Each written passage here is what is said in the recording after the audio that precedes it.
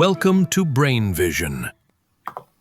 We're asked to list all the possible sets of quantum numbers for the p-meson in the 3D subshell. So essentially what we want to do is just find all of the possible quantum numbers, and then any combination of those quantum numbers is a possible quantum number set.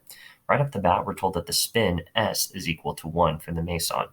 So if s is equal to 1, m sub s can take on any value between negative s and s as long as it's an integer. So it can go from negative 1 to 1, meaning its values are plus or minus 1 and 0.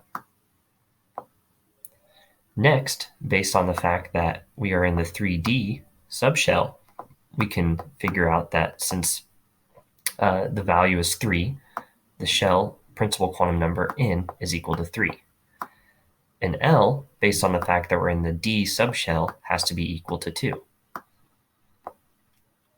Based on the fact that L is equal to 2, we can find the magnetic quantum number M sub L, since it goes from negative L to L. So it can go from negative 2 to 2, as long as it's an integer value. So plus or minus 2, comma, plus or minus 1,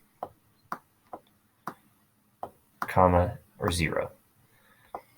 So the possible quantum states are any quantum state that is a combination of these values. So n equals 3, L equals 2, m sub L is equal to positive 2, m sub S is equal to positive 1, S is equal to 0. That'd be a possible combination. As long as n is equal to 3, L is equal to 2, m sub L is one of these numbers, m sub S is one of these numbers, and S is equal to 1, then it will be correct. So let's go ahead and box all of these in.